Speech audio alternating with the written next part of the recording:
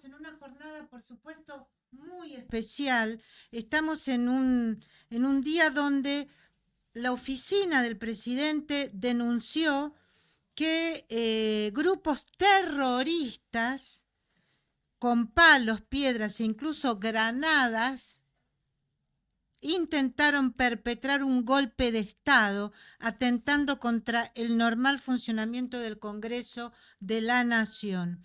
No me consta que haya habido granadas, sí me consta que ha habido bombas Molotov, algo que no se veía en la Argentina desde hace muchos años. Sé que porque el Ministerio de Seguridad es el mismo Ministerio de Seguridad que había durante la gestión de Mauricio Macri. Sé que no hubo bombas Molotov en el 2017, cuando se quiso cambiar en diciembre del 2017 la fórmula de movilidad jubilatoria.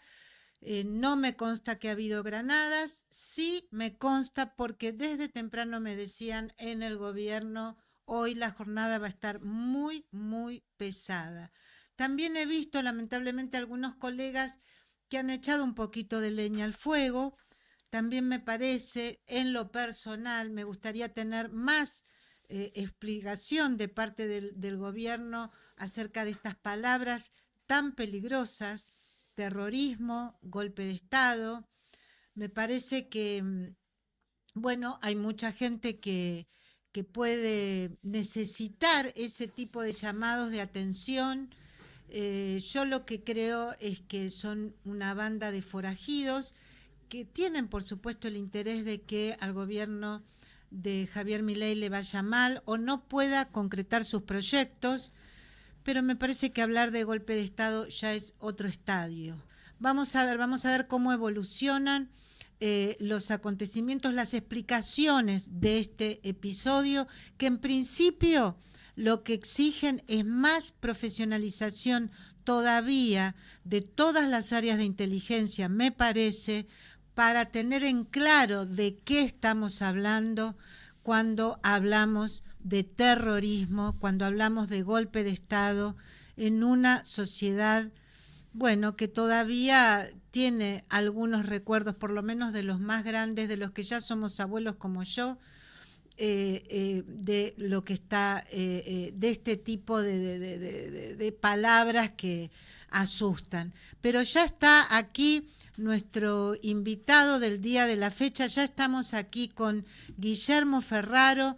Es alguien a quien conozco hace muchos años y que en lo personal realmente estaba muy, digamos, empaticé con su designación, estaba contenta que lo designaran. Es alguien de mucha experiencia de gobierno, es alguien que viene del peronismo, de un peronismo democrático, no tuvo nada que ver con el kirchnerismo. En los últimos años se había dedicado a la actividad privada y de repente, bueno, no sabemos por qué, se trata del primer ministro que perdió su cargo en el gobierno de La Libertad Avanza. ¿Qué tal, Guillermo? Qué alegría tenerte aquí en Libre Mercado. Gracias, Silvia, muy agradecido por tus palabras.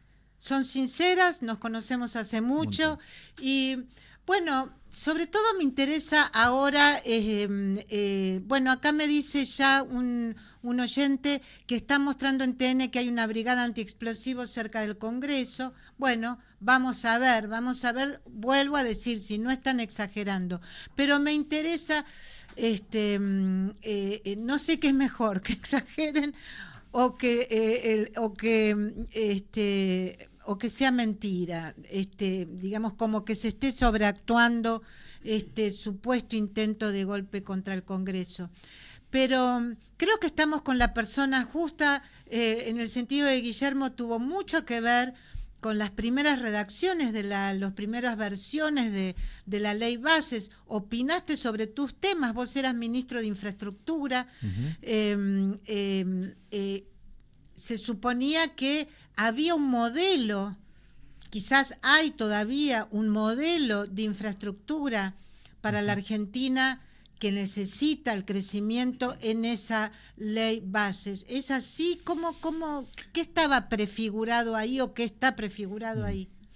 Sí, la ley bases es la síntesis quizá de un trabajo de por lo menos 1 año y medio dentro de los espacios técnicos de La Libertad Avanza. Como vos sabés, yo participé por invitación del propio presidente Javier Milei y del entonces jefe de gabinete, que en ese momento no lo era, Nicolás Posse, desde los inicios de la configuración. He participado en la campaña, he sido el coordinador general de la elección, tanto en la primera vuelta, sobre todo en la segunda, que fue muy brava. Ajá. ¿Cuándo te incorporaste? Y hace por lo menos en el 2022. Yo lo conozco a Javier de hace 15 años, de haber trabajado juntos con él y con Nicolás Posse en un proyecto privado que era el túnel que atravesaba la cordillera, un túnel ferroviario. Sí. Que en el caso mío yo trabajaba para una consultora internacional que fue contratada por el ente argentino-chileno para estudiar la viabilidad de esa iniciativa de Corporación América, donde Nicolás Posse trabajaba en ese proyecto y Javier Milei era el asesor económico financiero. Así que estuvimos como 3 años trabajando juntos. Trabajando en ese proyecto. O sea que lo conoces un poco al que hoy es presidente. ¿Hubieras imaginado en ese momento que iba a llegar a la presidencia de la Nación? Era muy loco imaginar algo así. Él siempre tuvo esas características de personalidad y emocionales. En ese momento no era liberal anarcocapitalista ni era de la escuela austríaca, era neoliberal, no le gustaba Keynes, discutía donde se presentaba el tema, lo discutía. Pero bueno, la vida lo fue ubicando, que creo que la pandemia ocupó un lugar muy importante por las redes y por las instalaciones de Javier en este caso, y después ya a la salida de la pandemia, cuando él se encamina y es diputado nacional junto con Vicky Villarruel, se plantea este objetivo en ese momento un poco utópico de la presidencia de la Nación, y ahí tanto Nicolás Posse me pide que le dé algún apoyo en infraestructura, yo trabajé, como comentaba, los últimos 15 años, yo me retiré de la actividad privada el año pasado, en marzo. Me jubilé. ¿Te retiraste para acompañar políticamente? No, me retiré, una decisión de vida. Ajá. Y te subiste a al poco tiempo. No podés estar tranquilo. Y ahí me pidieron, y vos sabés que hay un dato también que un poco refleja todo esto. Yo fui uno de los 2 ministros designados antes que ganábamos la elección. O sea, tanto Sandra Petovelo. Me acuerdo perfectamente, por eso nadie podía creer todo lo que pasó. Y ya te voy a preguntar sobre eso, sobre esa historia, qué fue lo que pasó, por qué nunca más saliste a hablar. Pero terminemos con la ley bases, que es algo que la gente lo inquieta hoy. Sí, yo te voy preguntando porque está bien. Porque la gente no te conoce, porque además estabas muy metido en la campaña, después estabas muy metido en el gobierno. Y has dado muy pocas entrevistas, ¿no es cierto? Sí, muy pocas. Hablo acá dos o tres. Con su esposa, con Flavia Aleman, que también es amiga. No dio prácticamente entrevistas. ¿Sabés por qué ahí sucede, Silvia? Vos que me conocés hace muchos años, yo los últimos 15 años estuve en la actividad privada dedicándome a los grandes proyectos de infraestructura. Pero antes de eso estuve bastante en el sector público, fui subsecretario de Industria. En la época del ministro Labaña, estuve como presidente de Empresas del Estado. Y la verdad, vos que estás en comunicación lo sabrás, yo me siento mucho más cómodo comunicando hechos. Y de alguna manera, en el inicio de este gobierno, había que generar hechos para poder salir a comunicar. No veía necesario hablar demasiado, por eso di pocas entrevistas. Pero sí teníamos planes en todas las áreas, infraestructura. Milei nos planteó un desafío importante, un cambio de paradigma. Acordate que él hablaba en la campaña y hasta el día de hoy de no impulsar la obra pública por parte del Estado. Sí, ¿y eso cómo lo procesabas vos? ¿Te llamaba la Absolutamente gente todo. de la Todos. Cámara de la Construcción? Hoy están desesperados. Sí. Gustavo Weiss, pero todos los empresarios. Bueno, lo que pasa es que el desafío es paradigmático, ¿no? O sea, volver a poner en la iniciativa en el sector privado, un sector privado que estaba en un lugar cómodo siempre, del lado del contratista del sector público. O el desafío que plantea Javier y que nos planteó fue volverlo a poner en el centro de la escena y realmente que generen por propia iniciativa. Pero así en forma tan drástica. Había una frase que yo la tomé. Me parece que vos tenías un plan distinto, más No, él dice algo o dijo algo y yo lo tomé indudablemente por uno de los principios rectores, que es donde se pide un proyecto de infraestructura, sea un puente, un camino o lo que sea, siempre el que lo pide, hay un usuario de eso, si no, ¿para qué lo vas a hacer? Entonces, claro. si hay un usuario, primero hay que explorar la posibilidad que ese usuario pague Sí. ese proyecto. Y si ese usuario no puede porque el proyecto tiene un contenido social, bueno, en definitiva ahí está el Estado subsidiando ese tipo de proyectos. Pero en Argentina, sobre todo los últimos años, se fue estatizando prácticamente todas las iniciativas, Claro. y se hicieron muchas obras que quedaron a mitad del camino, nadie las usaba y se invirtió mucha plata y demás. Entonces nosotros generamos en la ley bases dos modificaciones que están en tratativa. Uno, un cambio de la ley de concesiones, donde incorporamos instrumentos modernos de iniciativa privada, que no son los que estaban en práctica en Argentina, que si no lo incorporamos de Chile, porque tanto Milei, Pose, yo conocíamos mucho la economía chilena y las leyes chilenas. Trabajamos mucho, de hecho contratamos un consultor chileno para tratar de transcribir y traducir la legislación chilena, y eso está reflejado en la ley base, en el capítulo de cambio en la ley de concesiones, que es una ley. Y eso quedó. Sí, qué sé yo, hoy no sé lo que queda o no queda, pero sí, estaba hasta, por supuesto, la primera ley base y la salida de diputados. Bueno, eso es un aspecto. Capítulo concesiones. ¿Y el otro? Y el otro también, hay algo que tomó una importancia, que la tiene, pero que indudablemente al principio pasó desapercibido, que es el régimen para grandes inversiones.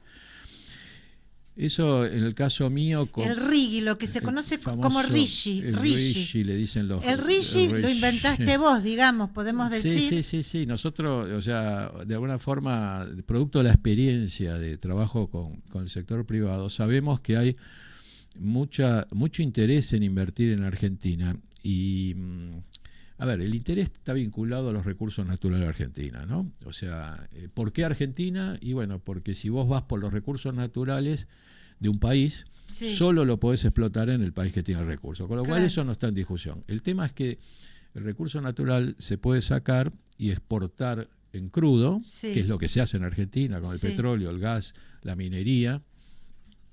Y con buena parte incluso de el sector agropecuario, o bien, esto es tan viejo como la escarapela, ¿no? Pasaba con el cuero de la vaca. Agregarle el valor, la famosa agregación de valor. Bueno, esa segunda etapa de transformación, que implica grandes inversiones, implica hacer de la piedra de litio un producto que sea insumo para las baterías, o hacer del gas un producto exportable.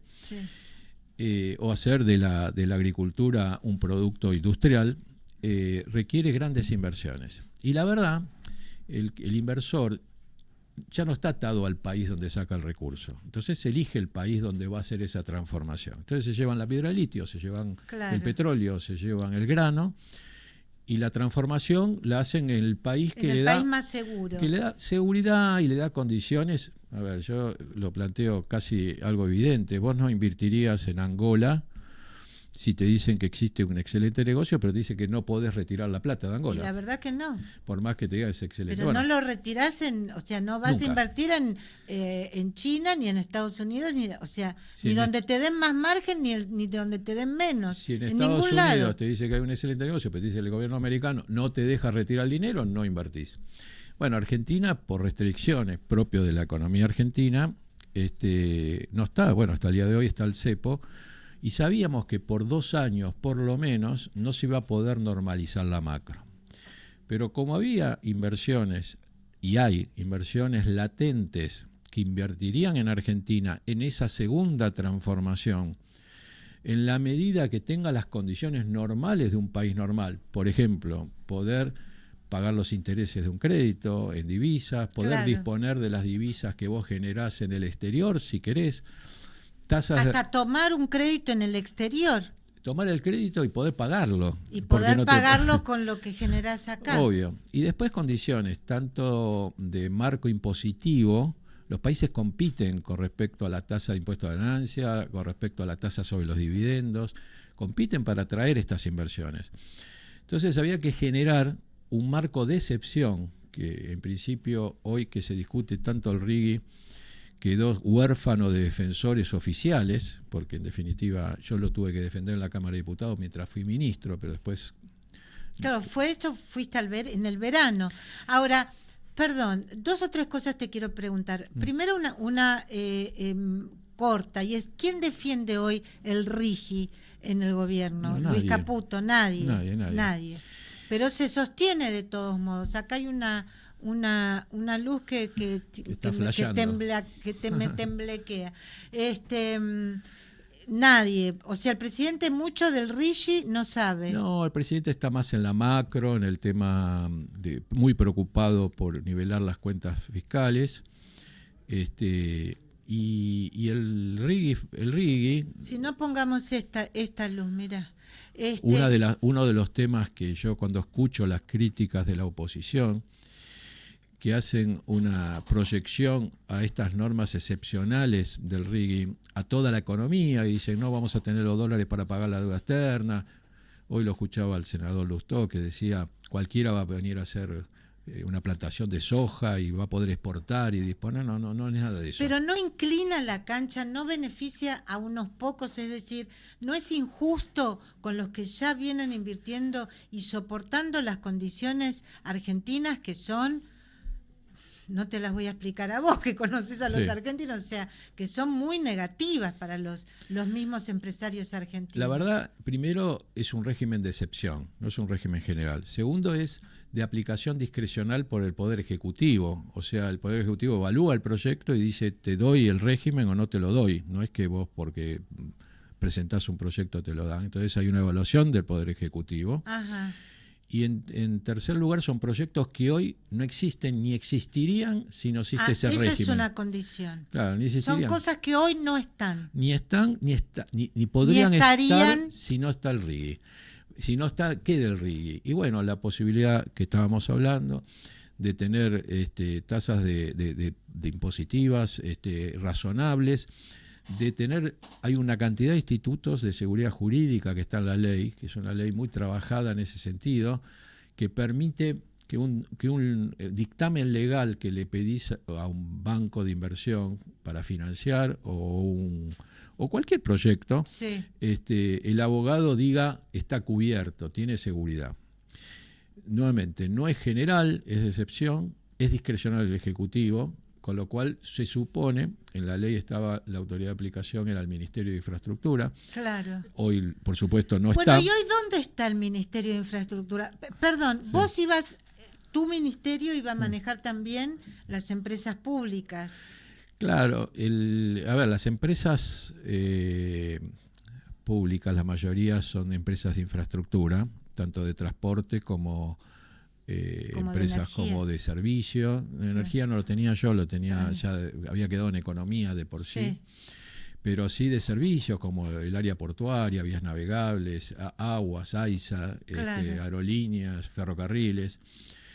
Las empresas públicas podemos discutir el estado actual, la administración. Lo que pasa es que siempre fueron concebidas como una herramienta de aplicación de políticas públicas. Sí. En algunos casos podemos decir que hay empresas dentro de las 40 que hay que la verdad no tienen razón de ser que existan. Hay otras que tienen una definición política. Vos decidís tener una aerolínea de bandera o no tener. Vos decidís, por ejemplo, que el puerto de Buenos Aires... ¿Vos estabas a favor de la privatización de aerolíneas? Yo estaba a favor de racionalizar aerolíneas. De hecho, compartí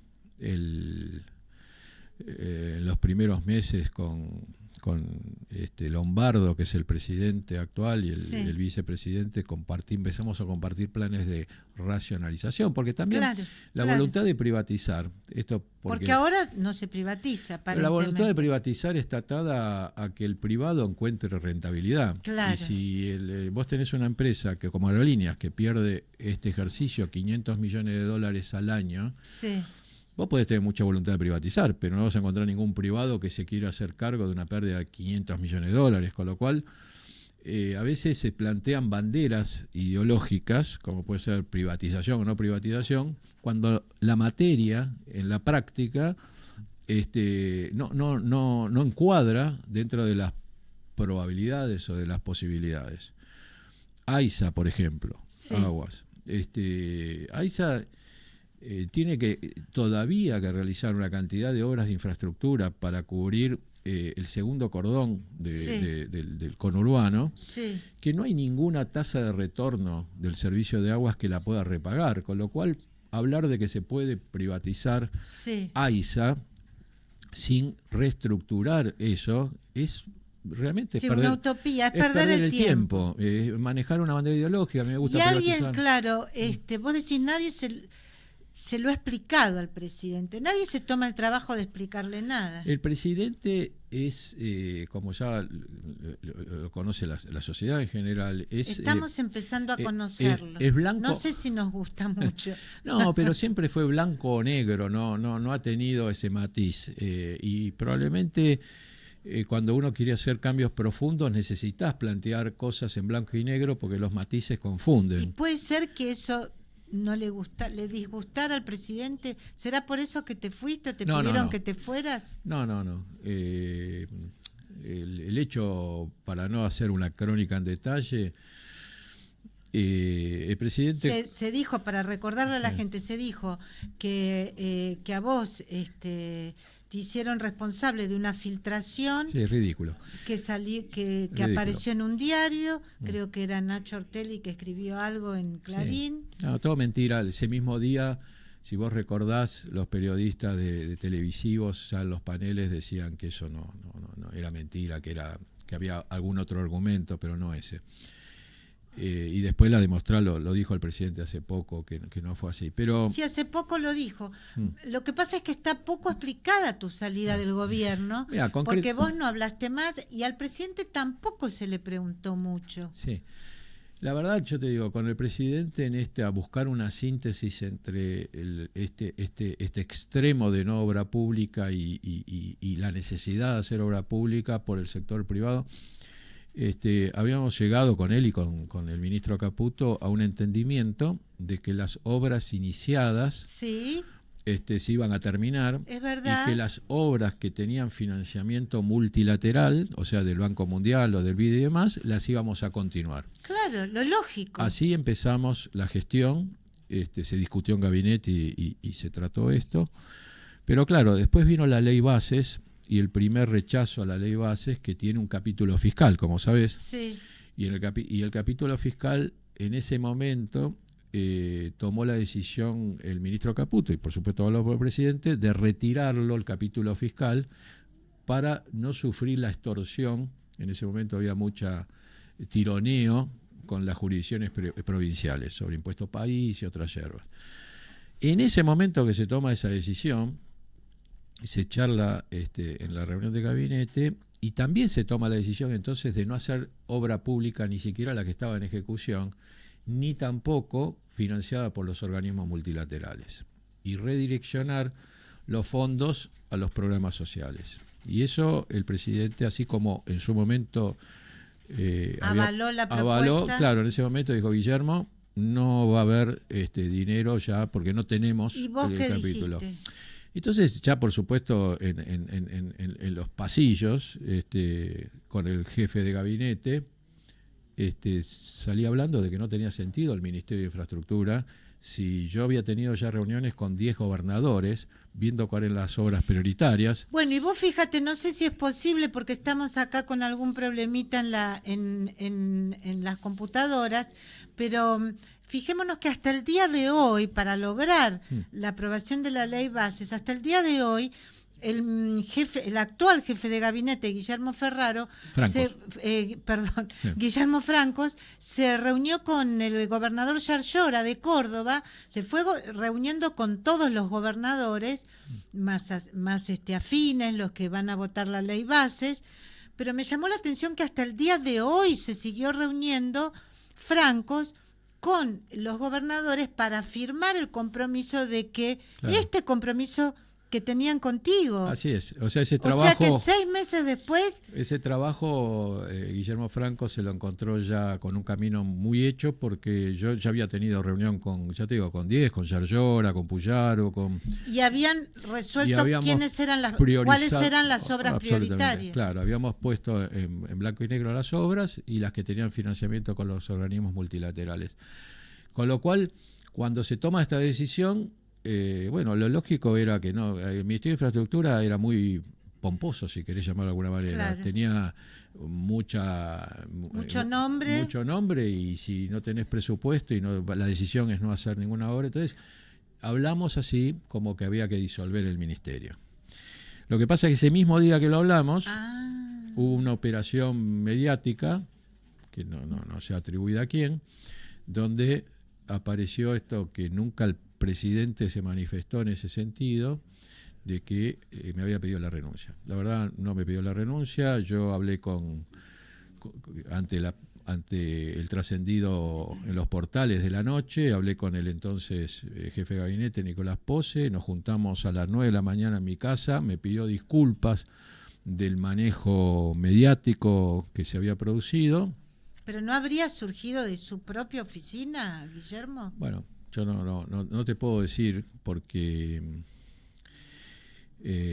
vos sos del medio y conocés a tus colegas, a veces, viste, no le vas a dar trascendencia a algo que no tiene una fuente. Por supuesto. Entonces, o sea, es probable que haya sido así y a vos te lo haya negado, digamos. Probablemente, por lo que pasó después y por lo que se manifestó el propio presidente y le ha manifestado a colegas tuyos, aparentemente fue algo parecido, ¿no? O sea, el jefe de gabinete, de alguna manera, ya habíamos tenido algún tipo de intercambio de ideas con respecto a las empresas públicas. Claro, porque hay un momento en donde Nicolás Pose parece como que quiere hacer un Pac-Man, que quería chupar todo.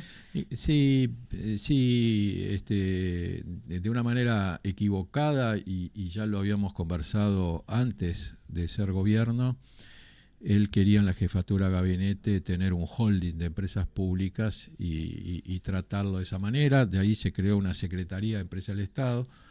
Yo ya en los think tanks de La Libertad Avanza, cuando discutíamos eso, le decía que eso no va a caminar, no va a funcionar, y de hecho en la práctica había muchas contradicciones entre un ministro, cualquiera, en infraestructura teníamos la mayoría de las empresas, pero había otros ministros que tenían empresas, entre el ministro que es el accionista de la empresa pública, es el que firma el mandato a la asamblea para nombrar al presidente del directorio, y alguien que muy alejado desde la jefatura de gabinete tomaba decisiones. Así que eso fue... Vamos a seguir con este tema, porque te pido por favor, Guillermo, que te quedes. Me gustaría que escuches a un encuestador que seguramente vos lo conocés, también un consultor, un analista político, que es Hugo Aime. Lo conocés un montón, Huguito. Vamos viejo, a ver si... No, está divino. El otro día me lo encontré en la fiesta del Día del Periodista de Perfil. No sé si lo tenemos por ahí. Ahí lo estoy viendo. Ahí lo tengo. ¿Qué tal, Hugo? ¿Cómo estás? Bien, ¿cómo te va? ¿Qué tal, Guillermo? Bueno, acá estamos, De- estamos por empezar, Hugo, con Guillermo Ferraro, que por primera vez habla en un medio, así que nos está contando todo lo que ha pasado. Seguimos acá con algún problema de luces, nos está contando todos los avatares de su salida del gobierno. Podríamos decir su primera salida, la primera salida importante de La Libertad Avanza, y le pedí que se quede porque seguramente va a tener algunos comentarios o le voy a hacer algunas preguntas acerca de tus comentarios sobre cómo ve la opinión pública la gestión de Javier Milei, porque pareciera que tiene un gran respaldo. Bueno, es lo que dicen todos los estudios de opinión pública, pero no sé si toda la gente está muy segura de su capacidad como presidente, es decir, su capacidad de gobernar. ¿Vos qué decís, Hugo, al respecto? Mira, estamos ahí con una discusión de A ver, números, ¿no? En primer lugar, yo no veo, para mí, es el primer presidente que cuando asume tiene el mismo nivel, digamos, de popularidad de los votos que es el obtuvo. primer presidente que tiene el mismo nivel de popularidad que cuando asume que cuando fue votado. Mirá vos, buen dato. Exactamente. Quiere decir, en general, todos los Suben. presidentes, no hablemos de Kirchner porque obviamente sacó nada más que 22 puntos de voto, pero Alfonsín, Menem, Mauricio Macri, Cristina Kirchner, Alberto Fernández, todos superaban 10 o 20, en la gestión tenían 10 puntos más de los votos que habían obtenido y en la imagen personal 20 puntos más. Bueno, el tema de Milei no es, él no logra crecer absolutamente nada, sino su problema es cómo no cae, cómo no Claro. caer.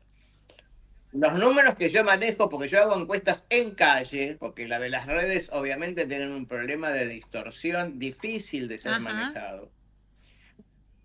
Para mí, él tiene un nivel de aprobación actualmente de 45 puntos y tiene una imagen personal de 47 puntos. Quiere decir que hay un gap muy leve entre la imagen personal y la gestión. La gestión es la imagen, la imagen es la gestión prácticamente.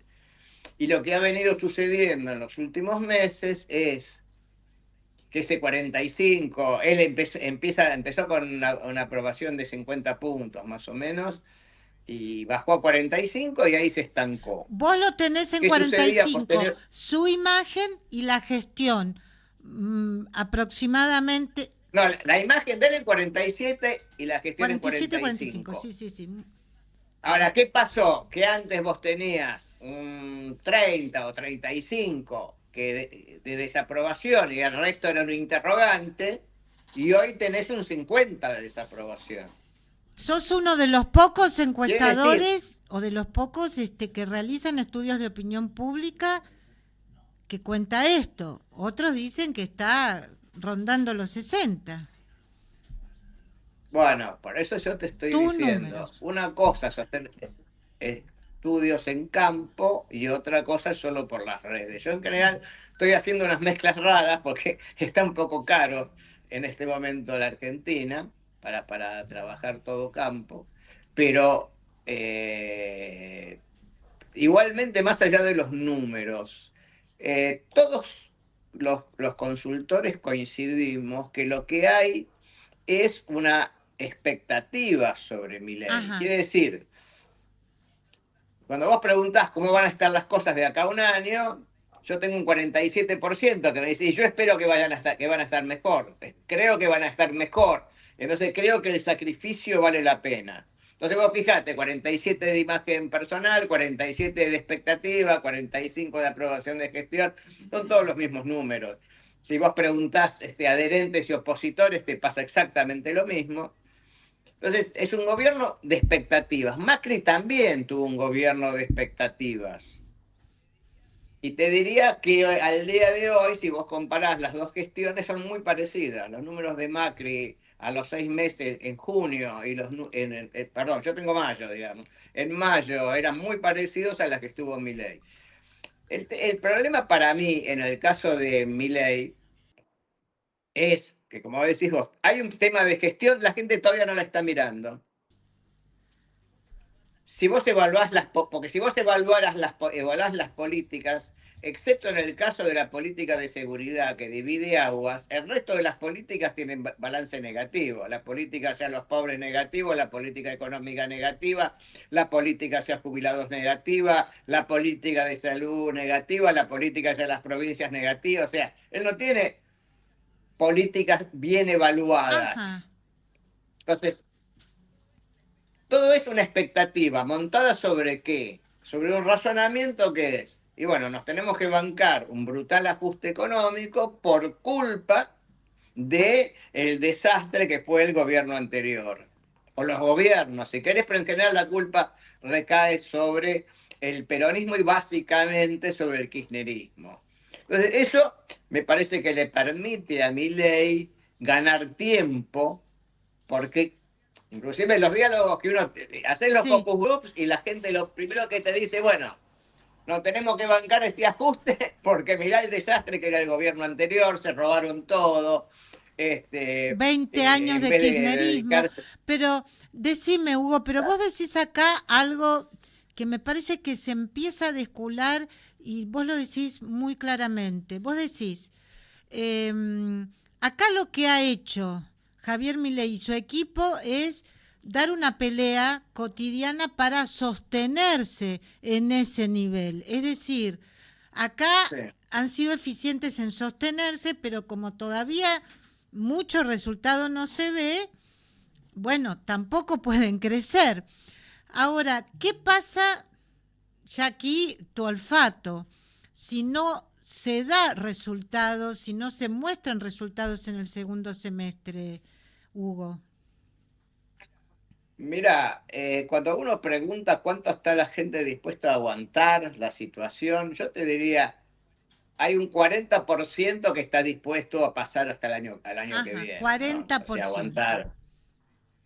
Sí, te dice, o sea, te tenés un 60%, te está diciendo, bueno, hasta fin de año aguanto, más no. Pero hay un 40%, digamos, que hoy está diciendo que va disminuyendo. Antes teníamos más, digamos, pero hoy mantiene eso. Ahora, entre la encuesta, la expectativa y después con la realidad, siempre hay un gap. O sea, yo creo que para terminar de evaluarlo a Milei va a haber que esperar a fin de año, excepto que tenga un gran problema económico, que le explote la economía, que se le escape el dólar.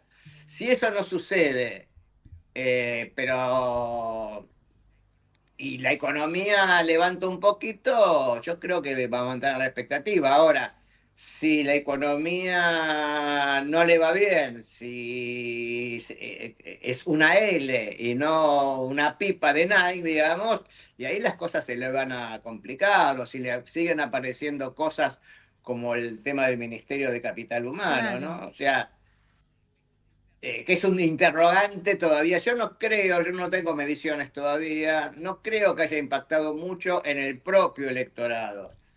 Porque en el propio electorado, ¿qué es lo que golpearía? Que haya hechos de corrupción en el gobierno. Ajá. Algún eso, ruidito digamos, hubo con el Ministerio de Capital Humano, ¿no? Algún ruidito en no, esa bueno, materia, pero es un tema en que materia de corrupción, digo. Bueno, yo no me queda claro si eso impactó. Hay Digamos, que verlo. veo un tema borroso en los medios, todavía no está claro si es un tema de ineficiencia, si no tuvo la culpa la ministra, sino que era un problema de un colaborador. Está gris el tema, hay que ver cómo continúa. Entonces, el lugar donde puede caer en su propio electorado es o que vaya muy mal en lo económico, temas institucionales, básicamente en temas del tema republicano, porque es el electorado del PRO, y temas de corrupción. Eso es lo que él le puede golpear. La crisis que hubo frente a la educación pública, a la universidad pública, esa mega manifestación, ¿tuvo impacto o no en la imagen del presidente o en la imagen del gobierno? Y sí, a ver, A partir Porque vos sabés que a crecieron mí, los... una fuente muy, muy, muy importante del gobierno me dijo, habrás visto que no tuvo ningún impacto. Y yo dije, No, es que el impacto no está en la imagen positiva, está en la claro, negativa, el crecimiento de la bien, negativa. ¿Entendés? O sea, vos venís, no sé, 39 negativas, pasás 45 negativas, pasás a 50 negativas. O sea, la positiva sigue siendo la misma. El tema es que hay gente que estaba evaluándote a ver para dónde iba. Mira, cuando yo pregunto, para tener un poquito más sí, claro, ¿no? Cuando vos preguntás este plan, yo lo preguntaba en la época de Massa a también, ver, ¿no? Entonces preguntaba si la política económica que está llevando adelante el gobierno sirve para resolver los problemas del país, sirve para que las cosas no empeoren, o lo que va a generar es mayores niveles de pobreza. Hoy te diría un 40-43% te dice va a servir para resolver los problemas del país y un 50% te dice esto va a generar mayores niveles de pobreza. Entonces, esto es como yo estoy viendo la opinión pública con la suerte que tiene el gobierno de que no tiene una oposición, digamos. O sea, es una oposición dispersa y además cuestionada. claro, muy O sea que, fragmentada, porque a eso iba mi otro gran interrogante. Vos que sos podríamos decir, el experto de analista de la tercera vía, que nunca en Argentina se da, la verdad, esto también hay que decirlo, cada vez menos pareciera, lo que es una pena para mí. Eh, eh, eh, Pareciera que en este caso tampoco existe ese camino, es decir, una representación política que respalde las medidas o el sentido o el rumbo básico en materia económica de este gobierno y que tenga respeto a la institucionalidad y al diálogo y a una conversación fructífera con el mundo, digamos, no ultra sesgada. O sea, ¿existe ese camino o vos decís que hay algo, se atisba algo, hay algún brote verde? no sé, a ver, en términos de opinión pública no se ve. Yo quisiera pensar un poquito, en términos inclusive de lo que sí piensa la opinión Sí, pública. Porque acá yo creo que el presidente o está confundido él o nos quiere a ver, confundir. Claro, porque cuando él dice yo vengo a destruir el Estado, creo que el único argentino, no sé si Guillermo también, que se le ocurrió que votó para destruir el Estado sí. es él, porque el que lo votó a Milei lo que está esperando es un Estado eficiente que baje los impuestos y dé buenos servicios. El presidente El dice, que votó perdón a... Hugo, quiero seguir Sí, escuchándote, es muy importante lo que dice. El presidente dice, el político que habla de Estado eficiente es un chorro, punto. Seguí, uno, la gente quiere un Estado eficiente, que dé servicios. claro, un ¿Qué Estado. más? Y claro, porque te dicen, escucha, te dicen, bájame los impuestos, bájame, inclusive en las provincias que tienen campo, digamos, dice, bájame las retenciones, pero dame buena salud, buena educación y buena seguridad. O sea, no te están diciendo que todo pasa a manos privadas, para nada. Y el problema que tuviste, te están diciendo, mirá, te dedicaste a politiquear, a regalar la plata, a generar vagos, ¿no? Con los planes sociales. El que votó a Massa hoy no, dice una cosa parecida, nada más que pone un poquito más énfasis en lo social, en la necesidad que siga habiendo ayuda social. El que votó a Milei le importa menos eso. Pero el que votó a Massa también hoy te está diciendo, mirá, me parece que se chanteó demasiado con los programas sociales y la politización. O sea, que vos tenés una sociedad que está confluyendo a la idea, che, que el Estado funcione ¿Vos dirías adecuadamente. entonces, El que votó a perdón, Milei que hay una gran mayoría en la Argentina, no sé, 60-70%, que tiene un mismo diagnóstico o que tiene sí, que tiene una visión sobre el rumbo, sobre lo que tendría que hacerse, que es similar independientemente de lo que vote? No tanto, pero sí te diría que no tanto porque unos van a plantear un Estado muy chico, ¿sí? Con funciones ejecutivas muy buenas, y otros no te van a plantear un Estado tan chico y te van a plantear una mirada social. O sea, lo que ninguno de los dos te plantea es el no Estado. ¿Entendés? Y ninguno te va a decir no al Estado. O sea, el que votaba Macri no te decía destruir el Estado, te decía quiero otro Qué Estado, ¿no? interesante. Entonces, la pregunta que yo me hago es, si al presidente le va mal, no sabemos cómo le va a ir, yo no puedo decir si le va a ir bien o le va a ir mal. La pregunta es que lo que vos estás preguntando, ¿qué sigue? Yo tiendo a creer que va a haber una búsqueda de una política de centro, digamos, de búsqueda de un Estado eficiente con republicanismo y buena ejecutividad. Esa es mi intuición, digamos, pero También es tu deseo, también es tu de, deseo. no, porque uno se pregunta, o sea que si fracasa la derecha, la gente vuelve a la izquierda. A mí me parece difícil. Está esa No teoría estoy de que diciendo, después de Milei sigue Grabois. a mí la verdad me parece muy difícil frente a un peronismo que no entiende todavía por qué perdió. Y que no se sabe qué es en realidad, ¿no? Es kirchnerismo, es peronismo, eh, cuáles son sus banderas, cuáles son las nuevas canciones, por recitarlo un poquito a Kicillof, a mí me parece que eso está todo muy verde, que el peronismo está esperando que se caiga Milei solo, digamos. Entonces yo por lo menos con los dirigentes con los que hablo, no escucho la generación de un discurso alternativo, Bueno, ¿no? interesantísimo, Hugo Aime. Te agradecemos este diálogo con Libre Mercado. Siempre es muy valioso escucharte. Eh, no será tu deseo eso que expresaste, pero sí es el mío. Veremos cómo evoluciona esto y seguimos en contacto, Hugo. Gracias por estar aquí Dale, en Libre perfecto. Mercado. Nada, Gracias. hasta luego. Bueno, qué interesante, Hugo, ¿no es cierto, Guillermo? Siempre es muy interesante. Y a partir de lo que él dice, ¿dirías que hubo una primera etapa del gobierno que buscó, digamos, colocar más peronistas en las primeras filas de gestión, que priorizó el peronismo antes que el PRO? No. Yo creo que o sea, Hugo Aime es uno de los consultores con más experiencia y trayectoria, y esto pesa, donde aparece mucha consultoría política nueva.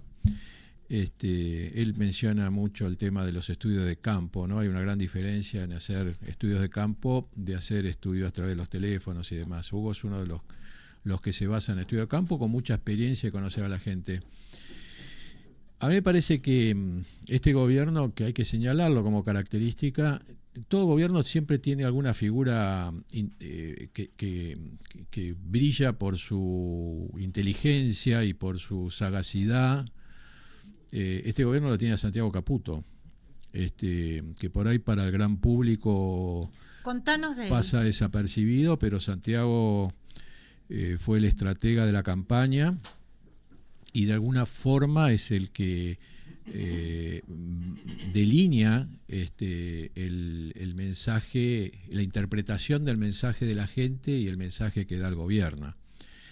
Este es un gobierno, y Javier Milei en particular, que trabaja mucho con las emociones, ¿no? con la racionalidad.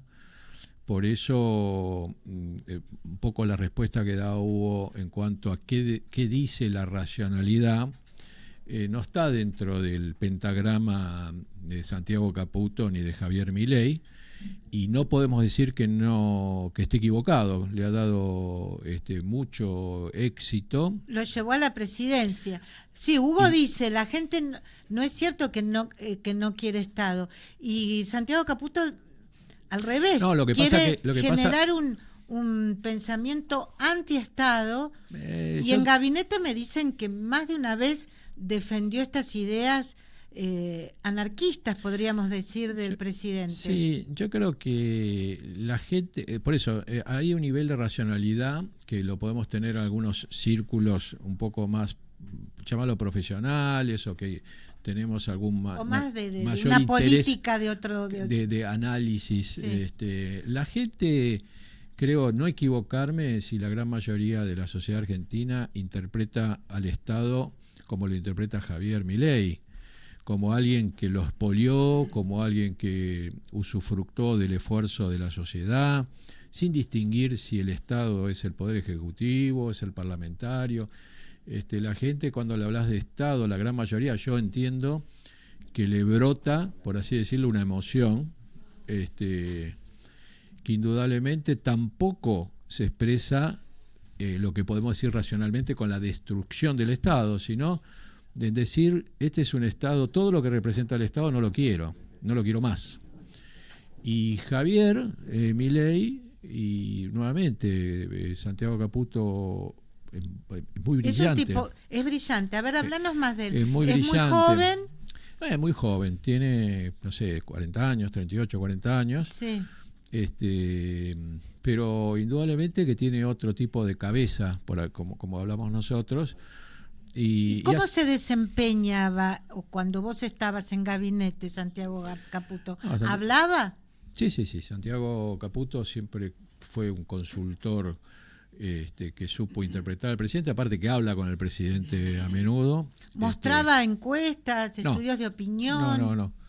No, las encuestas no nos manejábamos con encuestas o con este tipo de análisis de porcentuales. Vos sabés que el presidente y el fenómeno libertario en general es un fenómeno, yo lo que digo siempre es un fenómeno que descubrieron las redes, no que descubrió las redes, ¿no? O sea, las redes descubrieron al fenómeno libertario. Claro. Y en ese espacio, ese ecosistema donde se ve las redes, las cosas no se analizan a un nivel tan sofisticado. Por eso te digo, son más punch, blanco, negro. Él es menos, Santiago Caputo desarrolla menos sus ideas, es más emocional. Yo he tenido conversaciones con él y sí, no desarrolla, digamos, va y habla como con 180 caracteres. Ya que tenés ahí, tómate si querés acá tenemos Esmeralda Malbec, que es de Bodegas Esmeralda, por supuesto. Acá tenemos, le vamos a sacar una foto a este vino que nos trae la gente de buen vino, ¿no es cierto? ¿Cómo se llaman? Que nunca... Aire de copas, iba a decir aire de vinos, no, es aire de copas. Nos encanta porque siempre nos eligen vinos especiales, distintos, todos muy, muy buenos. Digamos todo. Vamos a probarlo. Pruebe, le pido que pruebe, por favor, Ferraro. Bueno. Acá la chofera no nos quiere tomar porque, bueno, lo tiene que llevar Está rico. En gabinete, ¿el presidente maltrataba a los ministros? ¿Hablaba fuerte? No, el presidente, como él dice, generaba primero una horizontalidad entre los ministros. Ajá. Él lo comentó como un dato de color que después de la primera reunión que el protocolo ponía cartelitos donde sentarse, sí. Él dijo, siéntese donde quieran, saquen los cartelitos. Ajá. Y bueno, indudablemente que el gabinete gira y debe seguir girando a esta altura en la agenda de prioridades del presidente, como es lógico. Por supuesto. Las prioridades del presidente han sido y siguen siendo lo económico, lo monetario, la política cambiaria, lo que puede expresar un Bausili como presidente del Banco Central o un Caputo, el tema de seguridad.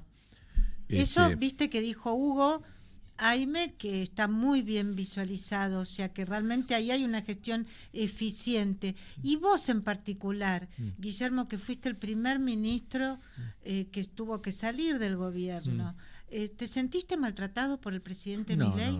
No, siempre fue besos y abrazos con Javier hasta el último día, el mismo día ese de la filtración, de la operación mediática que duró ese día. nos despedimos como siempre, con una sonrisa y un abrazo de gabinete. Con lo Pero cual, después no resolvían tu situación, ¿viste? no, bueno, porque Parecía- de alguna manera, hecho esta operación dañina, que yo la definí en su momento como una canallada, que no se hace, sobre todo, no se hace con nadie, pero en el caso en particular mío, con un ministro que había trabajado mucho en llegar para que pueda llegar a la presidencia el presidente, y al mismo tiempo... Claro, hay una cierta dosis de ingratitud. Sí. Dirías que a Pose entonces, que suponemos que fue el que hizo esa operación, se tuvo que ir casi del mismo modo. No, mucho peor, mucho peor. Sí, sí, de mí creo que en general o no hablan o hablan muy bien. En el caso del jefe de gabinete, vamos a ver, hay que Milei habla bien de vos. Sí, hay que dejar pasar el tiempo con el jefe, con todos, para ver en perspectiva. Pero yo creo que, de vuelta, no hay que personalizar. Esto es un gobierno. La República está pasando por una crisis importantísima. Vos seguís apoyando al gobierno. Absolutamente, porque, a mí, vos me conocés la trayectoria y yo te decía, yo me retiré. Mi vocación de acompañarlo en esta etapa fue más una vocación de servicio. Imagínate que yo sabía, como sabemos todos, como de alguna forma hablábamos con la ministra, con Sandra Petovelo, que yo conocí, fue quizá una de las primeras que conocí, una de las primeras designadas junto conmigo en el entorno del presidente, y no tenía la experiencia del sector público. Yo le decía, mira, Sandra, de acá muy difícil uno no salga con algún tipo de daño o qué sé yo, hagas las cosas bien o hagas las cosas mal, estamos en política. Y dirías que ella te entendía porque ella no tenía tu experiencia, no tiene. No, ella no solo me entendía, sino que lo entendió a fuerza de los golpes en la administración, pero tiene una lealtad fenomenal con el presidente, de amistad y de bancar al presidente, y yo creo que eso es lo que hace que ella hoy perdure por su voluntad dentro del cargo, ¿no?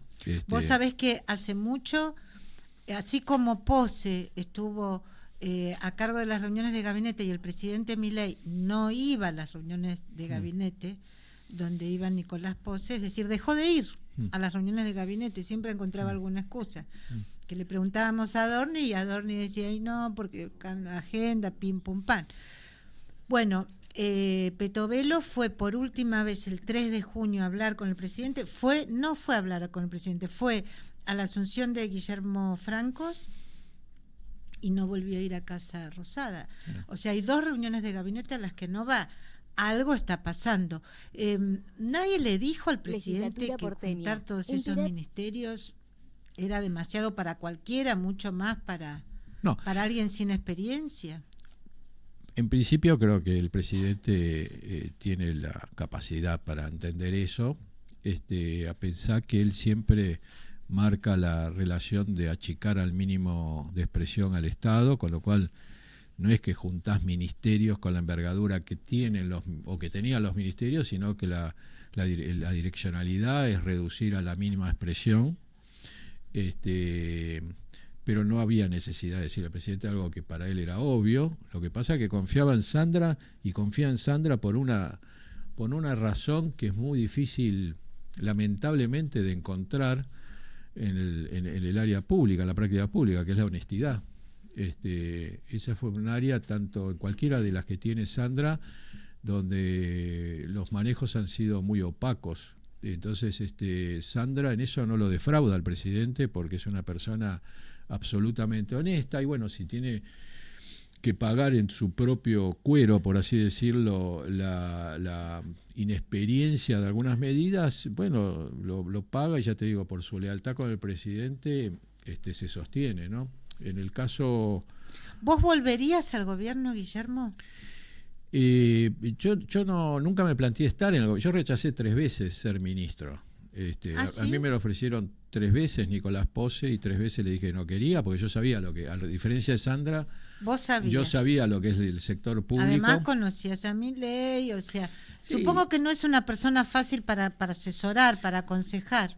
Sí, aparte vos que también tenés una larga trayectoria, vos sabés que la política como la conocimos en su momento se fue transformando de una manera muy fea, si querés verlo, que se fue judicializando mucho. Sí. Entonces Sí. todo lo que no se puede dirimir en territorio político se termina dirimiendo en la justicia, Sí. con lo cual la verdad es un sacrificio, para no repetir lo obvio, que es un cargo público y es una carga pública. La verdad, yo no tengo 40 años, viste, que empiezo una carrera, Claro. sino que yo a lo sumo termino no aceptando. El presidente me designó públicamente y me sorprendió en un acto de campaña. Yo me acuerdo de ese momento. Y bueno, me acuerdo. A partir de ese momento, conversando con mis seres más cercanos, familiares y demás, bueno, dije, bueno, me tocará aportar en este momento de la vida lo que puedo hacer en una Argentina difícil, con todos los riesgos que esto implicaba. No sé si volvería a racionalmente aceptar el compromiso. Creo que sí, que el gobierno, este gobierno o esta Argentina necesita gente con experiencia. Creo que en eso, no lo quiero personalizar, pero necesita... Yo valoro la experiencia. Yo no creo que vos puedas tomar a alguien que pasa por la calle y decirle sentate acá y ahora manejá el Ministerio de Educación o manejá el Ministerio de Economía. Creo que hay una necesidad, para no equivocarse, experiencia y equipo, que son las dos cosas que se necesitan. Bueno, en esa lógica creo que el gobierno se tiene que enriquecer, ¿no? Bueno, excelente final de Guillermo Ferraro. Creo que dejó muy claro cómo está mirando a Milei. Creo que dio pistas de lo que pasó en su momento, de su aporte en el RIGI. Me parece muy importante que sepamos de dónde surgió digamos, este sistema que seguramente, que ojalá se apruebe y colabore en el crecimiento de la Argentina, y también dio su consejo. Se necesita más gente con experiencia, con capacidad de formar equipo, algo que lamentablemente el presidente, como se ve, no tiene. Tenemos un montón de mensajes, no tenemos tiempo para leerlos. Les agradecemos a todos los que nos ven, a todos los que nos escriben, a todos los que nos van a seguir después en los cortecitos que preparan acá los Demetrios, que están acá, que han hecho un programa bárbaro. Gracias, Saku, gracias, Gerard. Hoy tuvimos así algún problema no sé, de iluminación, no sé de qué, pero el vino está bárbaro. Gracias, Guillermo. No, gracias. Un Salud. placer y lo Bueno. mejor para vos y tu familia. Gracias, Silvia. Chau, chau. Chau, chau. Legislatura porteña. Entérate de todo lo que estamos haciendo. Ingresá a legislatura.gov.ar para saber más. Nos une la ciudad.